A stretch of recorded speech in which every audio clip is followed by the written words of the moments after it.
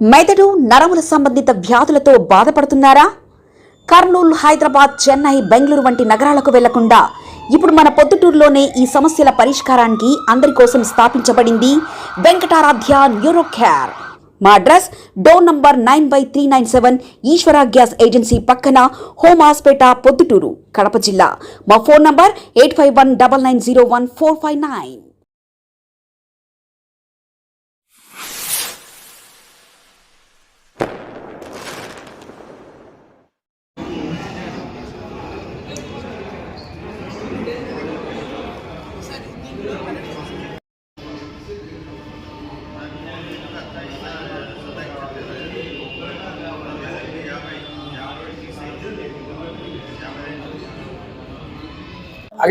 మన శివాలయ దేవాలయంలో ఉండబడిన బంగారు కానీ, గోల్డ్ విషయంలో కానీ, వెండి విషయంలో కానీ ఇప్పుడు చెక్ చేశారు. మన వెంకటసుబ్బ యువర్ ఆధ్వర్యంలో జరిగినది. కర్నూలు నుంచి సార్ వాళ్ళు వచ్చి ఇన్స్పెక్షన్ చూసినారు. అక్కడ ఏమో అప్పచెప్పినాడు, అప్పచెప్పినది ఎంత తక్కువ అనేది ఈరోజు అతని ప్రెస్ వారు తెలియజెప్పినాడు. ప్రెస్ వారు ఎన్నో తక్కువ ఉన్నాయని విషయం తెలియదు. ఏ విషయం తక్కువ ఉన్నాయనేది ఆయన వచ్చి మన ఆఫీసర్ గారు వివరంగా చెప్పిన జరిగినది. మేము కూడా గతంలో శివాలయం చైర్మన్ గా ప్రమాణ స్వీకారం చేసిన దినం నుంచి మేము కూడా ప్రెస్ చెప్పాలని అనుకున్నాం. కానీ ఈ రోజు సందర్భం వచ్చినది. సందర్భంలో కొన్ని విషయాలు మీకు తెలియజెప్పాల్సి వచ్చినది.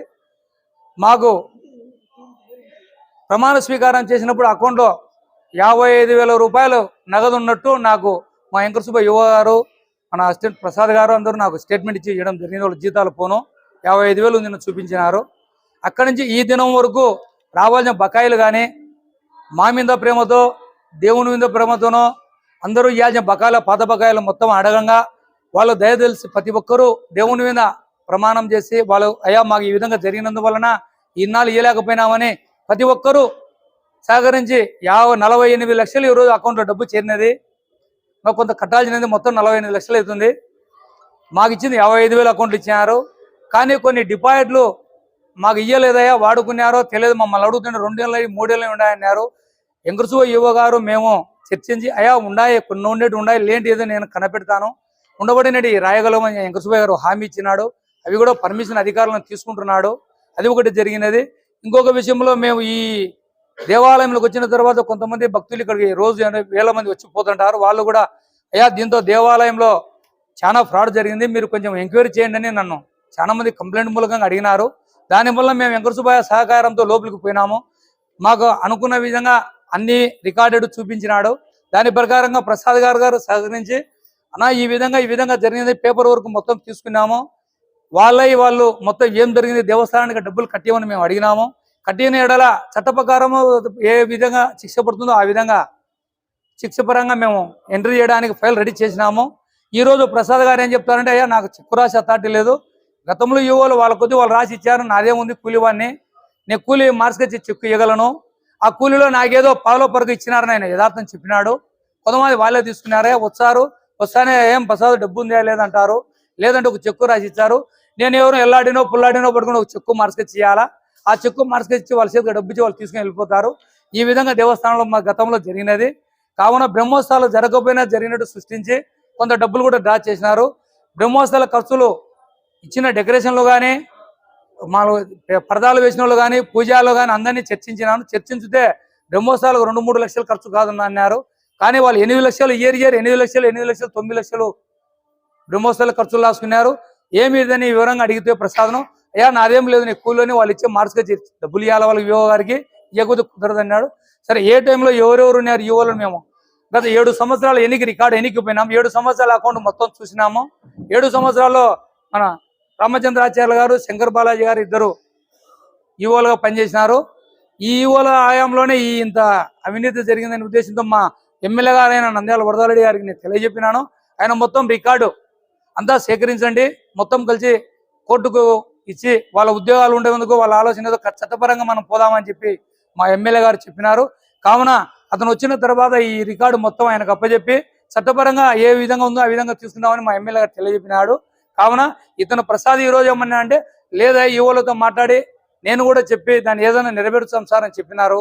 కానీ ఒకరి మీద ఒకరు చెప్పుకుంటున్నారే తప్ప డబ్బు ఎట్లా పోయిందని ఎవరు చెప్పలేదు. అకౌంట్లో సంవత్సరానికి 1,09,00,000 19 లక్షలు ఆదాయం ఉంది దేవాలయానికి. కానీ అకౌంట్లో 55,000 లెక్కించారు. ఎట్టమైందంటే ఎవరు చెప్పడంలే. లెక్కచారం చేస్తే నెలకు 5 లక్షల చిల్లర ఖర్చు వస్తుంది. అంటే వాళ్ళ జీతాలు సంవత్సరానికి 56 లక్షలు పోతాయి. సుమారు 56 లక్షల జీతం పోను. మిగులు అమౌంట్ 1,19,00,000. మిగులు అమౌంట్లో కనీసం ఎవరిదైనా నెలకు వచ్చేసి మేజర్ ఖర్చులు ఇక్కడ మన వేద పాఠశాలకు మేజర్ ఖర్చు ఒకటి ఉంది. రెండోది మామూలుగా వచ్చేసి వాడు పడితరం లెక్కకునే కానీ 25,000 ఇల్లు తీసుకుంటున్నారు కాబట్టి ఆ లెక్క వీళ్ళకి సంబంధం లేనిది. ఉండిదాతలు వాళ్ళు చూసుకుంటున్నారు. ఈ విధంగా మేజర్ ఖర్చులు ఎత్తుకునే నెలకు వచ్చేసి 1,50,000 2 లక్షలు ఎక్కినాచి 2,30,000 ఖర్చు వచ్చింది. ఈ విధంగా వేసుకుంటే నెలకు వచ్చేసి సంవత్సరానికి వచ్చేసి 12,500 2 అంటే దాదాపు 25 లక్షలు 30 లక్షల లోపే జరుగుతుంది. ఇంత హీనమైన 30 లక్షలు లేదా 20 లక్షలు మిగిలి ఉండాలి. ఆ లెక్క లేదు. దానివల్ల డౌట్ వచ్చి లోతు పోతే ఈ విధంగా తెలియంది. ప్రసాద్ ఏమంటారంటే ఈవోలే సార్ తీసుకుంటే నాకేం సంబంధం లేదు, నేను తినేది పావులానే. మా పూజారుల ముందర కానీ ఎండోమెంట్ డిపార్ట్మెంట్ ముందర కానీ అతనే ఒప్పుకున్నాడు. పావులా తీసుకున్నాడు. కొంతమంది 30 ఈవోలో తినిపోయాను, నాకేం బాధ్యత లేదు, ఇది విషయం యాన్నైనా వచ్చి చెప్పగలను, కంప్లైంట్ రాపియగలని కూడా చెప్తున్నాడు. అది ఉన్నాడు. ఇప్పుడు అడగండి మీరు కూడా ఆ విషయం. ప్రజెంట్ ఈవోకు డబ్బులు ఇచ్చిన విషయము ఆయన కూడా నాతో కూడా అన్నాడు. కానీ మేము వెరిఫై చేసినాం. కానీ ఆ ప్రజెంట్ ఈవోకు ఇచ్చిన డబ్బులు 2 పడితరాలు మాత్రమే ఇచ్చినాడు. ఆయన కూడా ఇచ్చిన వాళ్ళు ఖర్చులకు ఇచ్చిన వాళ్ళకి చెప్పినాడు. నాకు ఇచ్చిన 40,000 ఇదన్నా పలానోళ్ళకి ఇచ్చినాను ఈ డబ్బులు, అతను ఇచ్చిన చేతుల మీద పంపించినాను అనే విధంగా అతను కూడా తెలియజెప్పినాడు. ఆయన వచ్చింది 6 నెలలు అవుతుంది. 6 నెలల నుంచి అతను బంగారు అప్పచెప్పకపోవడంలో మేము బలవంతం చేసినాం కూడా. అతను కూడా ఏం సార్ అని అడిగితే అతను ఈరోజు పిలిపించి చేయించడం జరుగుతున్నది. కావున ఈ ప్రసాద్కు ఏం జరిగింది దేవాలయంలో ఈవోలకు కానీ ఉండబడిన పూజలకు కానీ తెలియదు. అనువు ప్రసాద్కు తెలుసు. ఎందుకంటే అండర్స్టాండింగ్ 36 ఏళ్ళు ఈయన పనిచేస్తున్నాడు. అతను 36 ఏళ్ళలో ఏం జరుగుతుంది, ఎంతమంది ఈవోలు వచ్చిపోయారు, ఏం జరిగింది అతనికే తెలుసు అంతా. అతను వివరంగా చెప్పగలడు. ఎవరికి ఆలోచన చేయకుండా చెప్తానే ఆయన కూడా నాకు ఫోన్ చేసి చెప్పినాడు. అన్న నేను అంతా వివరంగా చెప్తానా, ఎవరేం తినిపోయింది, నాకేం ఆలోచన లేదు, నేనేం తినలేదని బాధపడుతున్నాడు. అతను కూడా ఒకసారి అడగండి మీరు. బ్రహ్మోత్సవాలకు విరాళాలు ఎవరు ఇచ్చేదేం లేదు, దేవస్థానమే. బ్రహ్మోత్సవాలు దేవస్థానం ఏదైనా పూజలకు ఇచ్చుకుంటారు తప్ప భక్తులు. విరాళాలు మటుకు దేవస్థానమే భరాయిస్తుంది, అంతా దేవస్థానమే. ప్రజెంట్ ఈవో ఆయన ఇన్ఛార్జిగా ఉన్నాడు కాబట్టి ఆయన ఒకసాట కాదు 3 సార్లు ఒక ఎర్రాశ్రమం గారికి అన్నాడు. ఈడ దండికి మెయిన్ ఈవో గారు ఆయన మాకు కావాల్సినంత సహకరించుదని అన్నాడు. పేపర్ వర్క్ మొత్తం అయింది. పేపర్ వర్క్ సహకరిస్తా, రికార్డు పేపర్ వర్క్ సహకరిస్తున్నాడు. ఆ పేపర్ వర్క్ రెడీ అయిన తర్వాత ఆ ఈవో గారు మేము పోయి కంప్లైంట్ చేసి అప్పచెప్పగలం. 2 నెలలు పడితరం ఇచ్చింది అతనే చెప్తున్నాడు కదా. ఇచ్చినాడు, అతను ఏమి ఇచ్చింది కూడా ఖర్చు చూపించినాడు. అయ్యా పలానోళ్ళకి పలానానికి ఇచ్చేసినాడు, ఇది పని చేసిన దానికి ఇచ్చాను, బేల్దారు సమయానికి లేకుండా బేల్దారుకు లెక్కు. ఇప్పుడు కూడా ఇంకొకటి ప్రజెంట్ ఈవో గారు కూడా చేతి నుంచి దాదాపు 12,000 రూపాయలు లెక్క ఆ బేల్దారులకు డబ్బు లేకపోతే అతని చేతి నుంచి కూడా 16,000 రూపాయలు బేల్దారులు పనిచేసినారు, డబ్బు లేదు. మేము కూడా దానికి ఒక కారకులం డబ్బు ఇవ్వకపోవడం కూడా మాకు పట్టి రాసి ఖర్చులు ఏమైనా చూపించిన తర్వాత ఈవో నేను సైన్ చేసినాక చెక్కు మార్చుకోమని చెప్పిన. కాబట్టి సమయానికి అనుకూలం లేక ఈవోలో డబ్బు ఇవ్వాల్సిందే బయలుదేరకు పోవం. ఈవో గారే వెంకట సుబ్బయ్య చేతి ద్వారా కూడా డబ్బులు ఇచ్చేసినాడు. ఆయన అకౌంట్ స్టేట్మెంట్, చెక్కులు, దొంగ చెక్కులు ఎక్కడ పోయినాయి, ఖర్చు నిజంగా ఖర్చు పెట్టిన చెక్కులు స్టేట్మెంట్లో తీసి చెక్కులు డివైడ్ చేసి ఇచ్చాడు ప్రసాదే. మాకు టోటల్ పైన 40 లక్షల చిల్లర ఖర్చు అని చెప్తే దానిపైన అయ్యా ఈ ఖర్చు నిజం జరిగింది, ఇదో ఈ సంవత్సరానికి 14 లక్షలు, ఈ సంవత్సరం 12 లక్షలు 13 లక్షలు ఎవరైనా చెక్కులు ఇచ్చారు. ఎలాంటి అభ్యంతరం లేదు. జరిగిన ఖర్చుల మీద ఎలాంటి మేము కూడా చూసినాము. వెళ్ళకపోతే కొన్ని ఎంకర్స్ ఈవోని అడిగినాము, ఈ ఖర్చులు నిజమైనా జరగాల్సినట్టు అని చెప్పినారు. ఇక్కడుండే పండితులు కూడా ఉన్నారు కదా, పురోహితులు కూడా అడిగినా, వాళ్ళు కూడా చెప్పినారు ఈ ఖర్చులు జరిగాయి లేదని. పురోహితులు కూడా దీంతో ఇన్వాల్వ్ అయ్యి వాళ్ళు కూడా రికార్డు చూసి అన్న ఈ ఖర్చులు పెట్టలేదు, ఈ ఖర్చులు పెట్టలేదు, వాళ్ళు కూడా స్టేట్మెంట్ ఇచ్చారు. మొత్తం వాళ్ళు కూడా రికార్డుగా స్టేట్మెంట్ రాసి ఇస్తున్నారు, పలానా టైంలో పలానా జరిగిందని. మన నియోజకవర్గం ఎమ్మెల్యే గారు నాకు వచ్చాక ప్రధాని వచ్చిన తర్వాత అతనితో ఇప్పించి అతను మేము చెప్పిన తర్వాత ఇక్కడ ఏమంటే అక్కడ రికార్డుగా అధికారికంగా ఇచ్చేసి కేసు చేయగలుగుతున్నాం.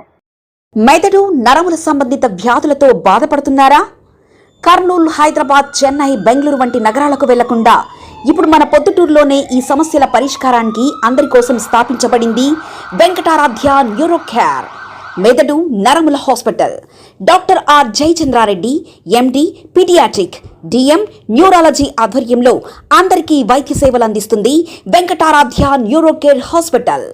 మా వద్ద లభించే వైద్య సేవలు పక్షవాతం, మూర్ఛ, ఫిట్స్, తలనొప్పి, మెడనొప్పి, మూతి వంకర, వణుకు, కంపవాతము, మతిమరుపు, నరాల బలహీనత, తిమ్మిర్లు, మంటలు, నడుము నొప్పి, కళ్ళు తిరగడం, కండరముల జబ్బులు, తూలినట్లు నడవడం వంటి వాటికి వైద్య సేవలు అందించబడును.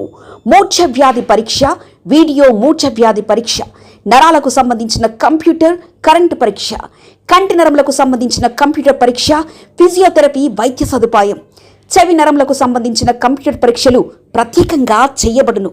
పక్షవాతం వచ్చిన 4 గంటల 30 నిమిషాలలో రక్తం గడ్డం తరుగుటకు ప్రత్యేక సూది మందు థర్బోలైసిన్ నిత్యం అందుబాటులో ఉండట మా హాస్పిటల్ ప్రత్యేకత.